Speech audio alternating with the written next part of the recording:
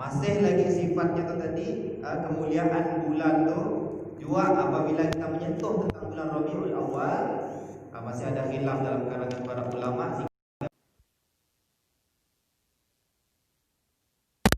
si mewujudkan Nabi sallallahu alaihi wasallam, maka akan ada bulan-bulan dalam Islam. Kerana munculnya bulan-bulan dalam Islam setelah adanya Nabi sallallahu alaihi wasallam. Adanya satu umat yang dimuliakan oleh Allah Subhanahu wa taala di hari akhirat kelak, iaitulah kerana apa? Kerana dilahirkan Nabi Muhammad sallallahu alaihi wasallam. Yang mana Nabi sallallahu alaihi wasallam tu siapa? Iaitulah penghulu segala nabi dan rasul. Banyak para nabi dan rasul. Bermula daripada Nabi Adam alaihi salam sehinggalah ke Nabi Muhammad khatimil anbiya, iaitulah penutup segala perkara para nabi. Yang mana wajib kita kenali hanyalah 25 rasul. Akan tetapi sebenarnya lebih banyak daripada dalam kalangan nabi dan rasul yang Allah Taala utuskan. Apa di antara nabi-nabi yang disebutkan. Sehingga disebutkan para nabi jumlahnya bukan hanya 25 tetapi bahkan lebih. Sehingga disebutkan ada 124,000 para nabi yang diutuskan. Jadi banyak dalam kalangan para nabi itu tadi nama-namanya kita kenal. Namanya terkadang kita nanggap pelik semacam nama tu. Padahalnya adalah nabi.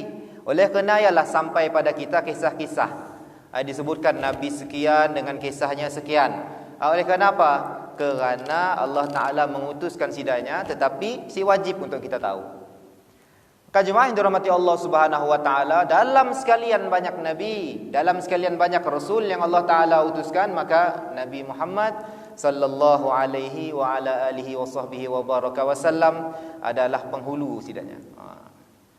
Penghulu, sehingga jadilah Nabi Muhammad dan umat Muhammad tu di hari akhirat dimuliakan oleh Allah Subhanahu wa taala, walaupun diutuskan sebagai nabi terakhir tetapi dibangkitkan di hari akhirat kelak sebagai nabi dan umat yang pertama akan dibangkitkan, pertama sekali akan dihisap oleh Allah Subhanahu wa taala. Terakhir kita, umat kita tu terakhir, tetapi di hari akhirat yang akan dibangkitkan pertama sekali ialah umat Nabi Muhammad sallallahu alaihi wasallam. Nak jadi cerita tadi bahawa ada beberapa dalam kalangan nabi yang ingin menjadi kepada umat Nabi sallallahu alaihi wasallam kerana mengetahui akan kebesaran, kemuliaan dan keagungan yang Allah Taala bagi kepada Nabi sallallahu alaihi wasallam tu tadi, maka kata ingin menjadi kepada umat Nabi sallallahu alaihi wasallam. Ceritanya tuan-tuan jemaah yang dirahmati Allah Subhanahu wa taala, kita lahir-lahir udah jadi umat Nabi. Lahir-lahir kita, pertama kali kita ngirup udara, oksigen, belum apa-apa lagi udah kita tu dicup sebagai umat Nabi sallallahu alaihi wasallam, agama Islam lagi. Sebagai umat baginda, tanpa perlu kita minta, ya Allah, jadikanlah aku tu kelak umat Muhammad. Jadikanlah aku tu dalam kalangan umat Muhammad. Jadikanlah aku tu orang yang mengikut Nabi Muhammad. Perlu kita minta tuan-tuan. Kita sudah dilahirkan, Allah Ta'ala ciptakan kita sebagai umat yang kemudian, sebagai umat yang kemudian jadilah kita umat Muhammad.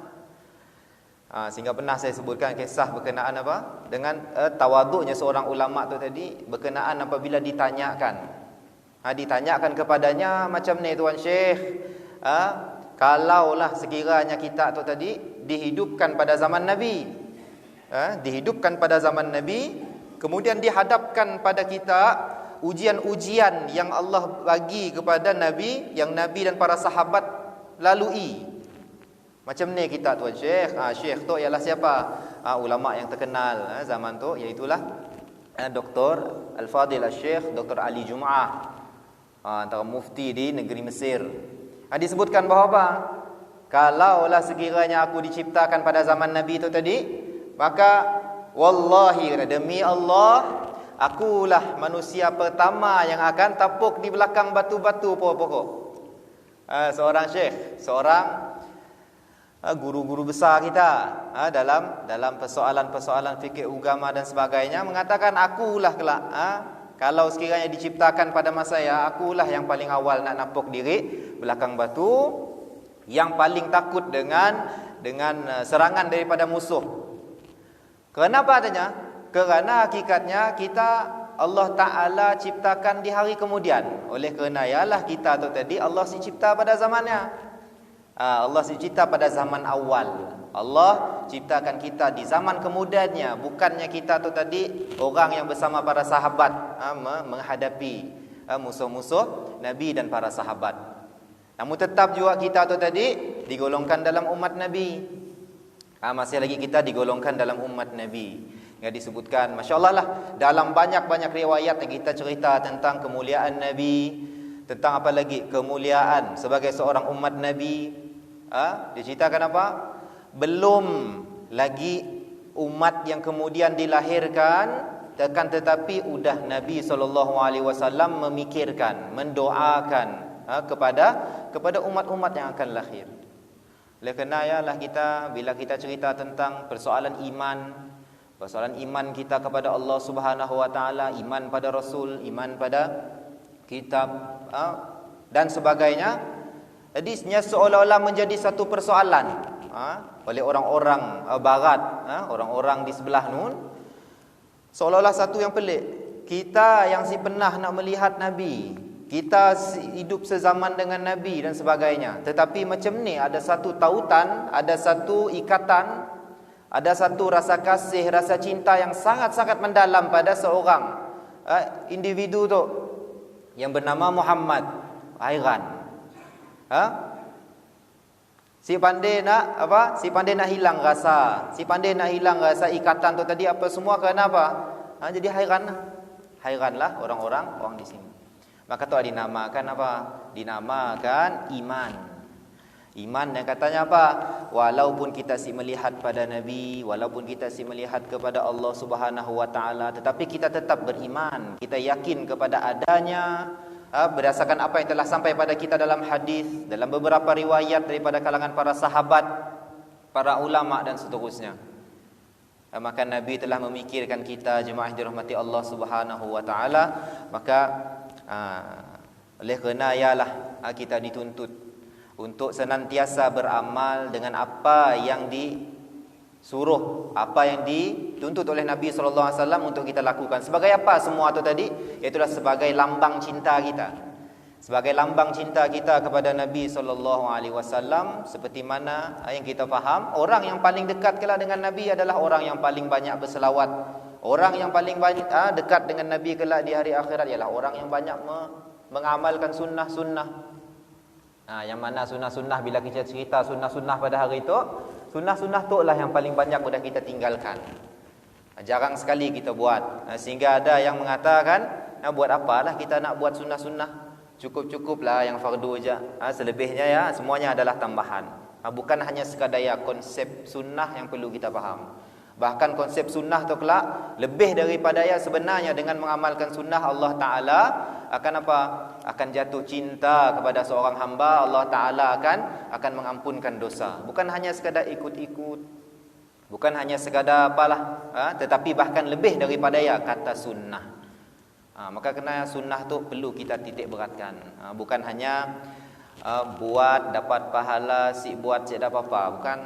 Tetapi lebih daripada buat kita untung, tapi si buat kita rugi, yang nama sunnah. Jemaah yang dirahmati Allah Subhanahu wa taala, ceritakan tentang kemuliaan Nabi sallallahu alaihi wasallam sebagai umat, sebagai nabi akhir zaman tu tadi, dengan segala macam kemuliaannya, sehingga para ulama menulis.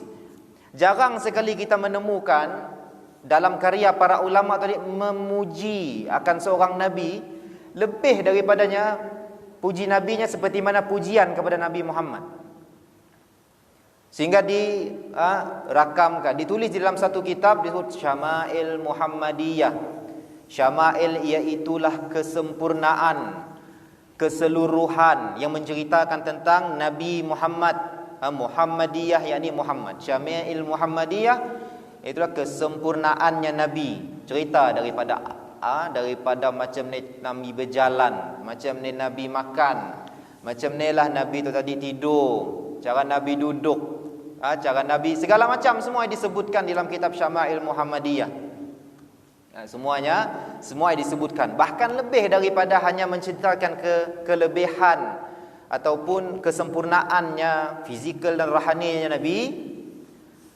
Bukan sedikit kita dengar dalam kalangan para sahabat dulu mari, bahkan para tabi' dan tabi'in menciptakan syair-syair, lagu-lagu yang memuji kepada Nabi. Disebut syair. Itu kata apa? Walaupun syair itu tadi dalam kalangan para ulama disebutkan macam ni hukum penyair itu. Ada yang katanya boleh, ada yang kata boleh.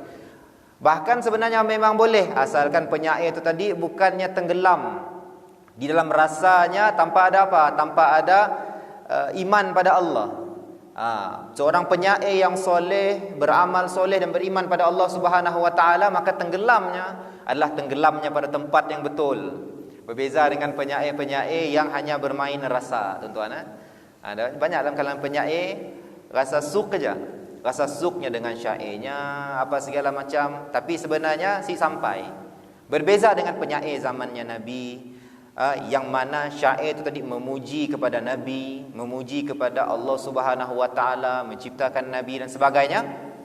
Itu adalah boleh. Boleh bersyair, boleh menimbulkan rasa dan sebagainya, boleh. Jadi banyak dalam kalangan para sahabat tabi'in yang menciptakan syair-syair merindukan Nabi. Kita biasa dengar Maulaya salli wa sallim daiman abadan, qasidah burdah, alal habibika khairil khalqi kullihimi, Maulaya salli wa sallim daiman abada ala al-habibi khairi khalqihi kullihimi. Wahai Allah, berselawat, sampaikanlah selawat dan salam kepada Nabi, yang mana Nabi itu tadi adalah khairi khalqi kullihimi, adalah sebaik-baik khalqi, iaitu sebaik-baik yang diciptakan oleh Allah Subhanahu Wa Taala, kullihimi, daripada yang lain. Itu satu pujian, yang mana dalam sekalian makhluk yang Allah Subhanahu Wa Taala ciptakan, tiada yang lebih mulia jika dibandingkan dengan Nabi.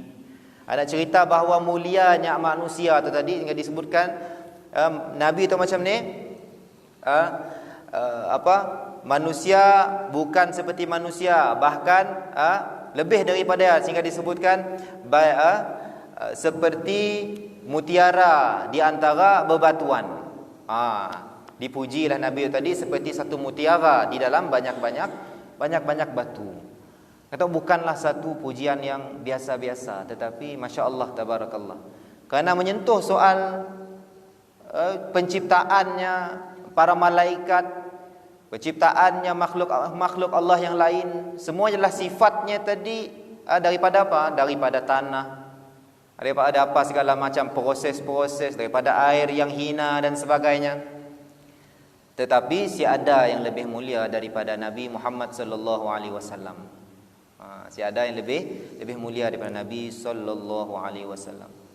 Jemaah dirahmati Allah Subhanahu Wa Taala, jadi bulan tu tadi bulan Rabiul Awal, di mana kelahirannya Nabi sallallahu alaihi wasallam kita raikan. Kerana dengan kelahiran baginda lah Allah Subhanahu Wa Taala memberikan kemuliaan kepada kita tu tadi. Memberi kemuliaan kepada kita, dan ada kemuliaan untuk diberi kepada umat-umat yang lain. Ada. Jadi syukur alhamdulillah. Jadi sama-samalah kita dalam bulan tu tadi, bila mana kita cerita tentang bagaimana kita nak meraihkan sambutan dengan apa? Dengan kemuliaan kelahirannya Nabi sallallahu alaihi wasallam tu yang perlu kita ceritakan. Macam ni caranya kita nak menyambut.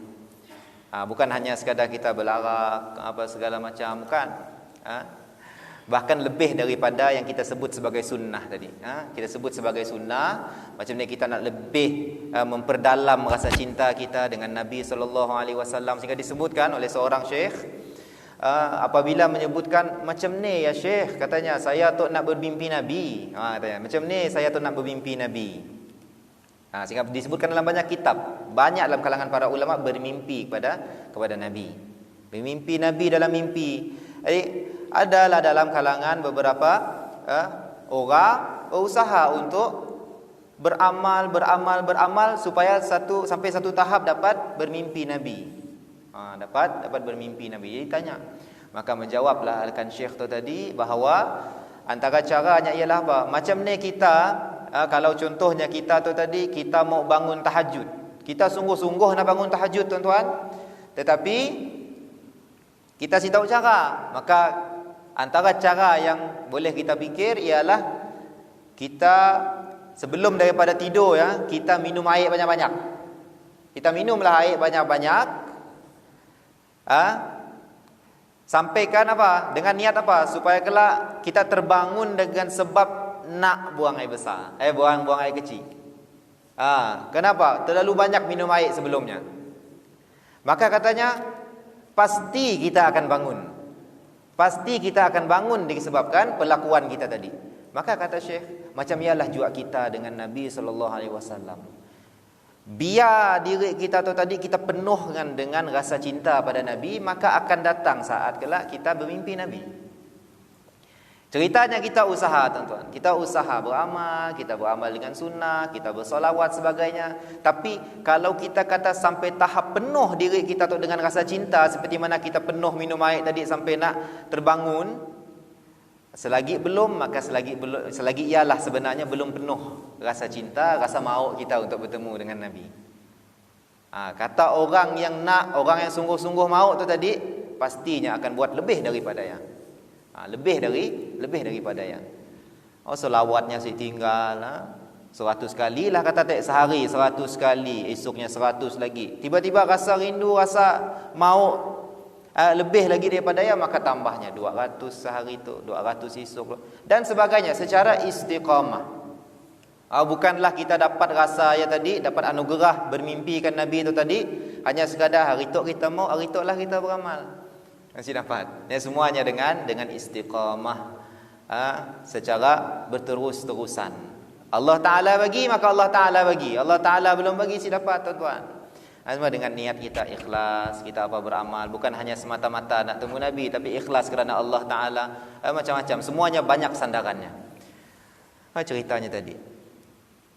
Dan lebih menyedihkan kita, semangat cinta, semangat sayang kepada Nabi itu tadi, nampak gayanya akhir-akhir tu semakin menipis dalam kalangan ummah. Semakin menipis dalam kalangan ummah. Yang pertama sekali sebab apa? Sebab kurangnya ilmu, kurangnya pendedahan kepada agama yang mana dibawa oleh Nabi SAW. Dan apabila sudah semakin nipis, semakin lemahlah iman tu tadi, rasa sayang cinta pada Nabi, maka tuklah yang dipakai pintu tu seolah-olah terbuka kepada umat Islam supaya semakin lalai dan leka daripada mengingati Nabi Muhammad sallallahu alaihi wasallam. Sehingga ialah apabila kita bercerita tentang Nabi, ada yang si tahu siapa Nabi, bila tarikh lahir Nabi, siapakah ibu bapa Nabi, siapakah datuk Nabi, siapalah Nabi Muhammad, apa yang Nabi Muhammad bawa, apa semua, Nabi ke berapa. Makin ramai yang si tahu. Lebih daripada ya jemaah dirahmati Allah Subhanahu wa taala, lebih menyedihkan ada usaha-usaha untuk menafikan segala macam mukjizat yang Allah Taala bagi pada Nabi. Katanya contoh Isra Mi'raj, ayat semua hanya khayalan mimpi Muhammad, kata orang kafir pada ketika ya. Semua yang khayalan mimpi. Si mungkinlah seseorang tu tanpa pakai kenderaan apa-apa dapat sampai daripada Makkah, daripada bumi ke langit, segala macam perjalanan tadi Isra Mi'raj dalam tempoh satu malam. Semuanya satu mimpi katanya. Tu semua tu kata-kata dusta semuanya. Sedangkan betapa Islam tu tadi sebenarnya bukan hanya berdasarkan logika, tetapi lebih daripada kita ada mukjizat. Allah Taala bagi kepada para nabi dengan segala macam mukjizat. Nabi Musa dengan mukjizatnya, Nabi Isa dengan mukjizatnya, dan juga Nabi Muhammad sallallahu alaihi wasallam dengan segala macam mukjizatnya, antaranya Isra Mi'raj, Al-Quranul Karim. Jemaah dirahmati Allah Subhanahu wa taala, kita nak satu usaha kita bersama semualah. Jangan sampai anak-anak kita, cucu cicit kita sampai si kenal kepada Nabi. Sampai si kenal pada Nabi, kenapa? Segala macam tadilah kita cerita. propaganda oleh orang-orang yang memusuhi Islam, cuba untuk menafikan segala macam mukjizat daripada Nabi. Semuanya sih betul. Semuanya sih betul. Na'udzubillahi min dzalik. Insyaallah sama-sama kita menghidupkan bulan Tok dengan segala macam sunnah-sunnah. Niat kita apa? Niat kita untuk bergembira atas apa? Kelahirannya Nabi sallallahu alaihi wasallam. Ya. Jemaah yang dirahmati Allah Subhanahu wa taala. Insyaallah kita lanjutkan pada apa yang kita bahaskan pada minggu yang lepas berkenaan dengan solat fardu kita yang terkandung dalamnya rukun-rukun. Maka kita insya-Allah kita dah sampai pada rukun yang seterusnya, ialah rukun yang kelima, iaitulah yang disebut sebagai rukuk.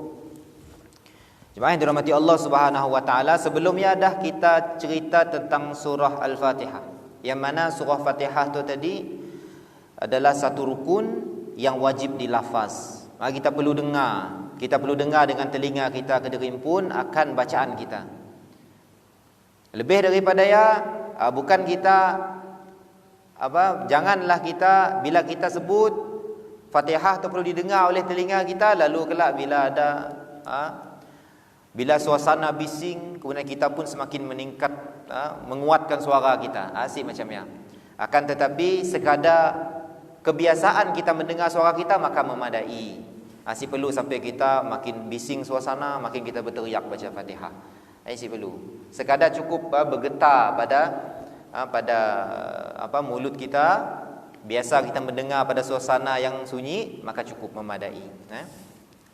Dan segala macam syarat-syarat yang mengesahkan Fatihah, seperti hurufnya kita jaga, hukum-hukum matnya kita jaga dan sebagainya, semuanya sudah kita sebutkan pada minggu lepas. Malam tu insya-Allah kita cerita sedikit, kongsi sedikit berkenaan dengan rukun yang kelima, yakni ar-ruku'. Ar-ruku'.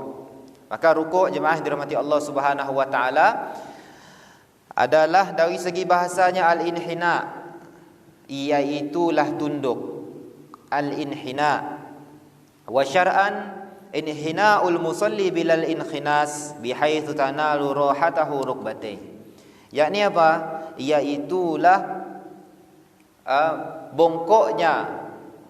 bongkoknya seseorang orang yang solat, bihaitsu, dari sudut apa? Dapat tersentuh olehnya tangannya dengan lututnya. Maka itu disebut sebagai rukuk. Oleh kerana bila kita cerita tentang definisi rukuk tu tadi, cukup rukuk tu tadi hanya membongkok diri sedikit dapat. Yang mesti membongkok dalam keadaan tersentuh tangannya tadi oleh lututnya. Barulah dinamakan sebagai rukuk. Barulah dinamakan sebagai rukuk. Ada orang yang solat memang dalam keadaan bongkok sedikit badannya. Jadi adakah kita sebutnya sebagai rukuk? Kita sebut sebagai rukuk. Tapi adalah kemampuannya untuk berdiri sempurna, tetapi kerenanya bongkok, maka kita, Ustaz, orang tu solat dalam keadaan rukuk. Tetapi solat dalam keadaan berdiri ikut kemampuannya, seperti rukuk rupanya. Bongkok sedikit macam mana? Jadi adalah apa? Adalah membongkok badan dari sudut apa? Sampai tangannya tadi kepada rukuknya. Maka adalah rukuk. Jadi baru kita faham makna rukuk. Jemaah dirahmati Allah Subhanahu wa taala, di dalam rukuk juga ada syarat-syarat yang mengesahkan rukuk kita. Seperti mana Fatihah ada syaratnya, takbir ada syaratnya yang berbelas-belas kita sebut, rukuk juga macam mana. Yang pertama, ayyasihha ma qablahu minal arkan. Mestilah rukun-rukun yang sebelumnya sah dulu, barulah rukuk kita tu jadi sah. Nak cerita bahawa pentingnya rukun-rukun yang sebelum daripada rukuk itu tadi. Maksud kata, niat kita, takbiratul ihram kita, kemudian bacaan al-Fatihah kita, semua yang mesti sempurna. Kalau andai kata rukun-rukun sebelumnya sempurna, maka rukuk kita yang sempurna pun jadi sia-sia. Fatihah kita cukup 7 ayat contoh. Bismillah kita baca tu, alhamdulillahirabbil alamin. Jadi Fatihah kita sah. Terus kita rukuk dengan sempurna. Rukuk kita dengan sempurna tetapi jadi sia-sia. Kenapa? Sebelumnya rukun si sempurna. Maka bila kita cerita tentang rukun, semuanya mesti sempurna, semuanya mesti sah, barulah berlaku rukun-rukun yang selepasnya. Itu cerita rukun dalam rukuk tu tadi. Ayyasihha ma qablahu minal arkan. Mestilah rukun-rukun yang sebelumnya tadi sah dulu. Sah dulu. Bukan main boleh tampung rukun. Fatihah si selesai, kelak rukuk boleh tampung si dapat. Setiap satunya mesti sah dulu. Fa idza lam yasihha fama ba'dahu lahu. Sekiranya sebelumnya tadi sah, yang akan datang selepasnya adalah sia-sia. Sia-sia. Bahkan perlu kita tambah satu rakaat lagi selepas daripada imam salam. Kenapa? Rakaat yang pun dah sia-sia pun dah terbatal kerana satu rukun kita terbatal. Bukan hanya rukuk yang sisa, tetapi satu rakaat dia sisa. Oleh kerana yang pentingnya kita menjaga rukun. Rukun yang kita sebut rukun 13 ada 13 rukun solat. Niat, berdiri dengan betul, takbiratul ihram, membaca Fatihah, rukuk. Jaga kita satu persatu kita jaga, barulah seterusnya akan jadi sempurna. Sia-sia. Ila ayyatiya bimithlihi fi raka'ah at-taliyah. Nya akan dikira apa? Nya akan dikira sempurna. Kata tadi rukuk tu tadi.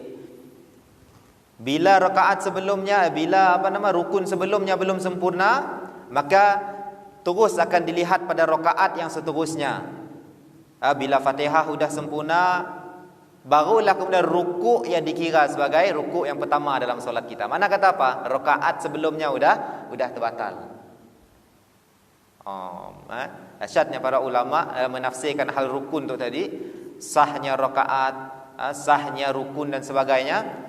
Cerita rukun kita sah sekiranya kita pun rukun rukuk kita sah sekiranya rukun sebelum sah. Selagi rukun sebelum belum sah, maka kita akan nangga kelak rakaat yang seterusnya. Kalau rukun sebelumnya sah, barulah rukuk kita sah. Masya-Allah, tabarakallah. Jadi yang pertama, perlu kepada kita menjaga rukun sebelum daripada rukuk untuk memastikan rukuk kita sah. Seterusnya yang kedua, alla yaqsida bihi ghairahu. Waktu kita nak rukuk, tuan-tuan, jangan kita berniatkan sesuatu yang lain. Kita nak rukuk tak, kita rukuk niat kita. Tapi rupa-rupanya kawan tu tadi, niatnya 2 in 1. Waktu nak rukuk juga, waktu yang nak ngambil handphone contohnya dekat sejadahnya. Ataupun yang nak garuk kaki contohnya. Nak ngalor nyamuk. Time nak rukuk yang ngalor nyamuk. Okey, dan niatnya apa? Time ku rukuk tu kelak aku nak ngalor nyamuk tu. Gatal-gatal dah kaki kawan tu. Jadi siada. Boleh kita berniat selain daripada niat rukuk. Sekiranya kita ada niat selain daripada niatnya rukuk kita jadi sah. Macam-macam niat kita. Ada orang telefon kah contoh, ya bahaya juga. Telefon tu tadi kita angkat di bah. Time ialah orang ringing. Kita nak tutup. Memang main niat kita. Okey, rukuk tu kelak saya nak tutup phone. Ambilnya time rukuk ialah ambil phone-nya. Sambilnya off, engkahnya balik. Nya kira rukuknya sempurna. Bahkan sebenarnya rukuknya sah kerana ada niatnya nak ambil handphone tadi nak tutup bagi pelan. Jemaah yang dirahmati Allah Subhanahu wa taala, peringatan sama kita lah. Waktu nak solat, biarlah handphone kita tu kita matikan. Kalaupun kita terlupa nak matikan handphone yang tadi, sebaiknya handphonenya biar diengkah dalam poket lah. Selamat lagi. Engkah dalam poket baju ataupun poket di sebelah tepi. Biar selamat kita kurang-kurang kalau kita terlupa nak matikan phone tadi, tiba-tiba ada bunyi. Kita pun off je, senang. Perlu sampai kita rukuk kita nak ambil phone untuk tutup, perlu. Kerana hadir niat selain daripada rukuk, maka rukuk kita jadi batal. Syarat yang kedua, alla yaqsida bihi ghairuhu. Falau hawa li sujudi tilawatin mathalan faj'alahu ruku'an lam yakfihi wa la yadurru idza qasada ar-ruku' ma'a ghairihi. Cerita yang tadi, falau hawa, sekiranya seseorang tu tadi turun nak melakukan sujud tilawah ataupun sujud sejadah misalkan, kemudian dijadikan rukuk, maka tidak mencukupi. Tidak mempengaruhi keabsahan rukuk jika menyengaja rukuk dan lain. Cerita tadi, bila kita solat bersama dengan imam, kita solat bersama dengan imam. Kita tu si tahu tuan-tuan, imam tu tadi nak rukuk, sujud sejadah. Sujud sejadah. Kemudian kita pun ceritanya kita pun turun untuk rukuk. Kemudian ternyata imam tadi sujud sejadah.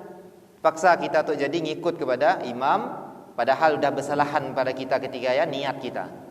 Maka hati-hati dengan status solat kita. Oleh kerana ialah ada disebutkan berkenaan dengan tata cara seorang imam, sebaiknya dihindarilah pada ketika solat tu tadi membaca beberapa ayat. Antara lain ayat yang kalau boleh kita jangan baca pada ketika berjemaah, iaitulah seperti surah-surah yang dimulakan dengan wail. Contohnya wailun lil mutaffifin. Contohnya wail tu maksudnya celaka tuan-tuan. Wail maksudnya celaka. Jadi kalau kita mula solat dengan perkataan celaka, maka asyik digalakkan pada ketika solat berjemaah. Ayat Quran tetapi tidak menjadi masalah kalau kita nak baca, cuma asyik digalakkan. Kita mau dalam solat biarlah ucapan-ucapan yang baik dan sebagainya. Dan yang kedua antara juga asyik digalakkan ialah membaca surah-surah yang ada sujud tilawah. Membaca surah-surah yang ada sujud tilawah, terutama rakaat pertama dan kedua. Kenapa? Kerana ada makmum-makmum yang datang kemudian. Bila makmum datang kemudian, dia tahu imam tu sedang madah rakaat pertama tuan-tuan, kita ada baca, kita ada sujud sejadah. Jemaah yang datang alhamdulillah semua dah setuju. Okey, kita pun dah sedia rakaat pertama tu ada sujud sejadah. Datanglah makmum tu kemudian Allahu Akbar. Tiba-tiba imam terus Allahu Akbar. Ingatnya rukuk, tetapi kawan tu tadi sujud sejadah. Maka solatnya apa? Solatnya jadi batal. Maka dia dah niatnya jadi kenapa? Niat tu penting dalam solat.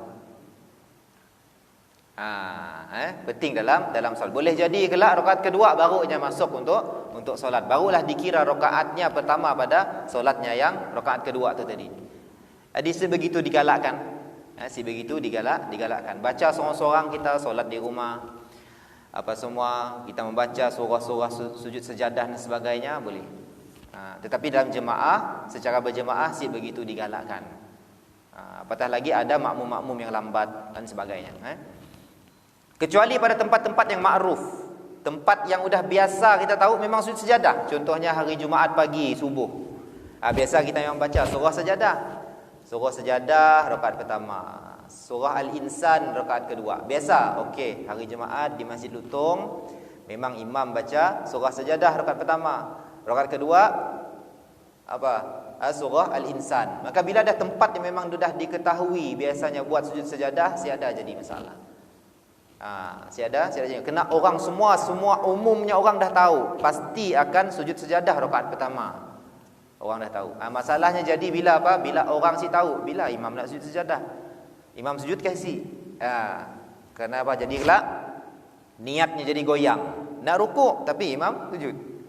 Macam mana?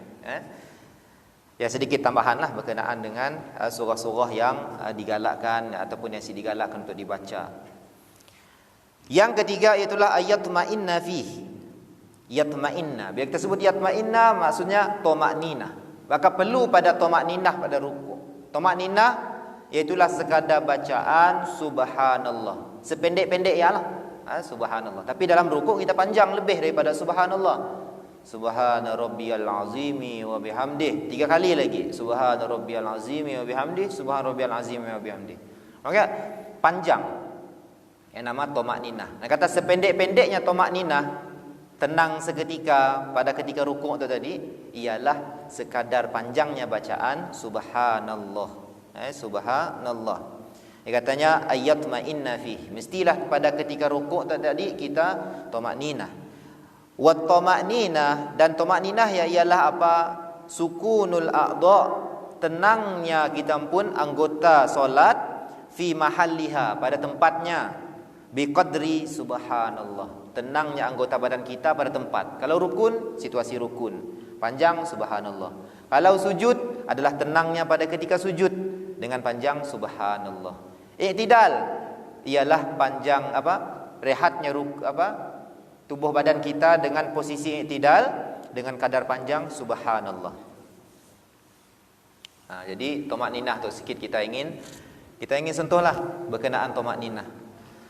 Maka tamakninah adalah jua antara sebab menjadi punca solat seseorang sah bilanya ada tamakninah.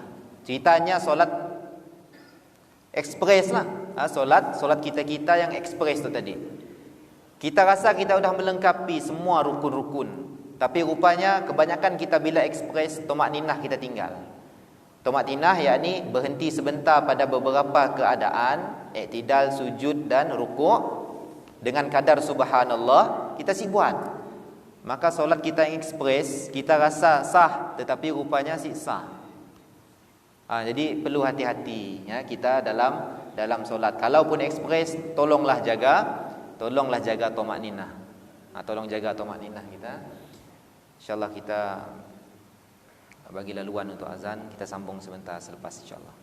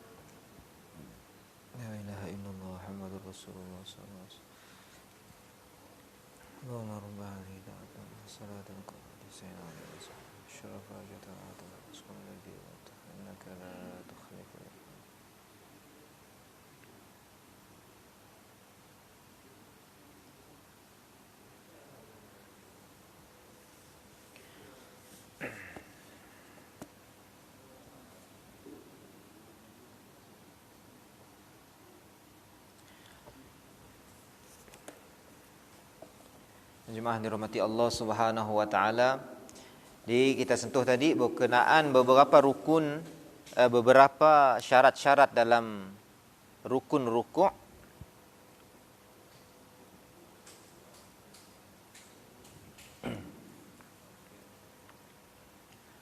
Beberapa syarat dalam rukun-rukun rukuk. Maka yang pertama iaitulah mestilah sebelumnya rukun-rukun sebelum daripada rukuk tadi sempurna dulu. Maka jadi sia-sialah rukuk kita sekiranya rukun-rukun sebelumnya sempurna. Maka kita perlu sempurnakan rukun-rukun sebelum daripada rukuk, iaitulah niat, berdiri betul, takbiratul ihram dan al-Fatihah. Seterusnya syaratnya juga ialah alla yaqsida bihi ghairuhu. Seada kita tu berniat selain daripada niat kita nak rukuk. Kalau adalah niat kita tadi selain daripada niat nak rukuk, maka rukuk kita jadi sah. Seperti yang kita sebut tadi lah. Contohnya kita berniat nak nunduk badan tadi tu bukan hanya untuk rukuk aja, tetapi untuk ngambil barang lain yang ada di tempat sejadah kita. Ataupun niat kita nak apa? Nak menggaruk contohnya. Rukuk tu kelak saya nak garuk tempat nyamuk tu tadi. Jadi niatnya udah jadi banyak. Jadi bila ada niat selain daripada rukuk, maka kita pun rukun rukuk tadi sah. Yang ketiga iaitulah mestilah ada tamakninah padanya. Jadi kata tamakninah tu tadi adalah salah satu juga daripada rukun-rukun solat. Dan tamakninah yang apa? Ialah rehatnya tubuh badan kita, anggota solat kita pada tempatnya dengan kadar subhanallah, pendek. Jadi kalau semalas-malas pun kita nak solat ekspres tu tadi, nak cepat, kurang-kurang kita baca subhanallah. Cukup. Tentang solat ekspres. Sedikit saya nak sentuh berkenaan kita tu yang terkadang lah, mungkin semua dalam kalangan kita terkadang ada yang terbiasa dengan solat ekspres. Kita nak madah kepada jemaah dirahmati Allah Subhanahu wa taala bahawa jangan kita bercepat-cepat ketika solat. Kerana bila kita sudah sentuh pada sebelum-sebelum tu dalam bab waktu-waktu solat, kita ada cerita tentang waktu fadilah, ada nama waktu haram solat, ada waktu makruh, ada waktu lain dan sebagainya.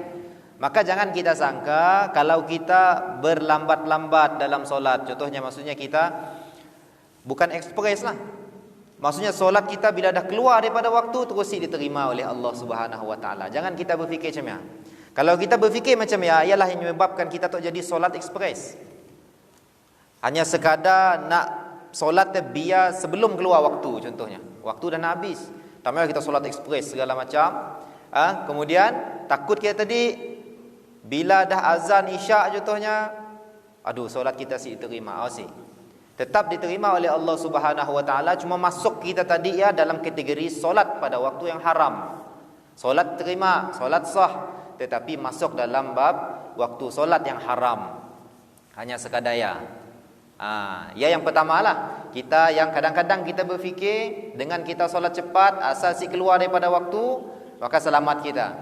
Tetapi hati-hati, belum cukup selamat kerana persoalan kita pada tamakninah kita. Pada tamakninah kita tu. Jangan kerana kita mau cepat sebelum habis waktu, kita langgar tamakninah kita, solat kita jadi batal. kerana saya ada tamak ninah. Tapi relax-relax solat. Kalaupun ada rakaat yang keluar daripada waktu solat, tetap solat kita sah. Cuma hukumnya tadi solat kita ya termasuk dalam waktu solat yang haram. Hanya sekadar ya. Kalau kita ada tamak ninah, bukan hanya masuk waktu yang haram, tetapi solat kita sah terus. Ni nak kita mau pilih lah. Ni yang kita mau pilih. Jadi saya lihat sebenarnya ada alasan kita solat ekspres tu ada. Walaupun untuk mengejar waktu, ada. Ada alasan nak solat ekspres. Kecuali memangnya tu memang bersegera lah. Ada urusan apa segala macam. Yang penting perlu jaga tamak ninah. Dan tamak ninah tadi mestilah dalam keadaan yakin. Jangan ragu-ragu. Bila kita cerita tentang ibadah, cerita tentang solat, cerita tentang wuduk, semuanya sebenarnya perlu kepada yakin. Barulah menjadikan sesuatu yang kita kata sah. Wuduk kita dalam keadaan si yakin, si sah. Solat kita dalam keadaan si yakin pun si sah. Oleh kerana ialah kita nak tamak ninah contohnya, dalam hal tamak ninah tu tadi, tamak ninah kita mesti yakin. Dah cukupkah si tamak ninah kita ataupun si cukup? Jadi kita jadi was-was pada ketika ya dengan tamak ninah kita. Cukup si cukup tu. Jangan ragu-ragu. Kurang-kurang kita dah sampai tahap tadi panjang kadarnya subhanallah, terus yakinkan diri kita. Kalaupun ada was-was, cuba tolak tepi was-was, yakinkan diri kita tamak ninah tadi udah cukup pada kadar subhanallah. Kadang-kadang kita si habis-habis was-was. Si habis-habis dengan was-was dan sebagainya. Lalu menyebabkan kita tamak ninah dalam keadaan apa? Dalam keadaan yang si yakin tamak ninah. Jadi satu penyakit lah. Tapi katanya tadi tamak ninah was-was tu pula. Kalau kita si dapat nak handle was-was, nya jadi satu penyakit. Ujung merugikan kita. Wuduk kita dalam keadaan kita syak. Batalkah si? Ada wuduk kah si? Wuduk je lah. Si sah wuduk kita. Oleh kerana ya perlu hilangkan terus rasa was-was, rasa syak dan sebagainya, hilangkan. Hukumi diri kita yakin ataupun batal. Hukumi terus. Kalau batal, maka kita ambil wuduk baru. Kalau kita rasa tamak ninah belum cukup, tambah lagi sikit lamaknya. Macam ya, kita terus hukumi diri kita pada dua keadaan. Sama ada yakin tamak ninah sudah sempurna ataupun si yakin tamak ninah belum sempurna tu. Jadi kita pun tambah tamak ninah kita dikit lagi, tambah lagi subhanallah. Kita baca subhana rabbiyal azimi wa bihamdihi contohnya. Rasa si cukup tu. Tambah lagi dua. Subhana rabbiyal azimi wa bihamdihi. Belum cukup tu. Subhana rabbiyal azimi wa bihamdihi. Rasa si cukup lagi, panjang tamak ninah. Tambah lagi. Biar kita rasa yakin tamak ninah kita udah sempurna. Macam ya. Tapi biasanya tuan-tuan, bila kita udah baca 3 kali tu tadi, biasanya cukup lah ya. Sempurna lah tamak ninah kita. Baca tiga kali. Baca laju pun kita 3 kali tu tadi, tetap sempurna kita pun tamak ninah. Subhanallahil azim wa bihamdihi. Subhanallahil azim wa bihamdihi. Subhanallahil azim wa bihamdihi. Tetap dikira lama sepanjang subhanallah. Pendek benar. Sabialah kita dibaca 3 kali zikir tadi supaya tamak ninah kita sempurna. Tamak ninah kita sempurna. Jadi kena yakin pada tamak ninah. Jadi ya tadi kita cerita tentang syarat-syarat kepada tamak ninah. Maka selesai kita pada rukun yang kelima dalam solat, iaitulah berkenaan dengan tamak ninah. Maka kita kena pastikanlah, kita kena pastikan dalam solat kita semua rukun-rukun kita lakukan dengan sempurna. Adapun dalam hal rukuk tu tadi diceritakan bahawa kalau sekiranya rukuk kita tu tadi rukun-rukun sebelumnya udah batal, udah si sempurna, maka rukuk kita tu tadi jadi sia-sia. Jadi kita simuk. Jadi sia-sia. Menyebabkan apa? Menyebabkan kelak pada rakaat terakhir kita bersama imam, lepas salam kita terpaksa bangun balik. Cara mudahnya lah, cara mudahnya. Jadi insya-Allah jemaah yang dirahmati Allah Subhanahu wa taala, yajak pada malam tu berkenaan dengan rukun rukun kita yang kelima, iaitu rukun rukuk. Telah kita sentuh sebelumnya berkenaan 4 rukun. Yang pertama itulah niat, berdiri betul, kemudian takbiratul ihram dan suratul Fatihah. Dan kita dah bahas pada malam tu berkenaan dengan tumakninah. Jadi saya berharap semoga Allah Subhanahu wa taala sampaikan kepada kita kefahaman yang jelas dalam soal ibadah rukun yang kita sebutkan 5 tu tadi.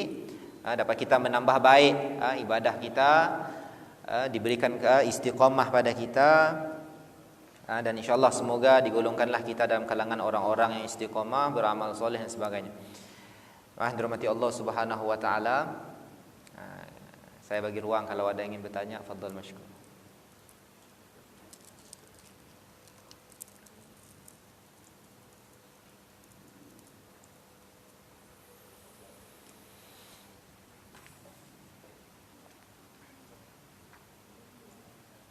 Baik, jemaah yang dirahmati Allah Subhanahu wa taala, saya kira sebagai penutupnya kita ulangi lagi lah sama-sama kita, insya-Allah Allah Taala bagi kepada kita nikmat bertemu dengan bulan Rabiul Awal untuk sama-sama kita lebih bergiat dalam beramal dengan sunnah-sunnah dituntut oleh Nabi SAW. Kenapa? Kerana seperti mana kita sebut tadi, banyak kemuliaan segala macam apa yang telah dinukilkan oleh para ulama dalam qasidah, dalam syair dan sebagainya. Ada seperti mana syair-syair yang dipuji kepada para anbiya, para rasul yang lain, hanya kepada Nabi Muhammad sallallahu alaihi wasallam sangat banyak.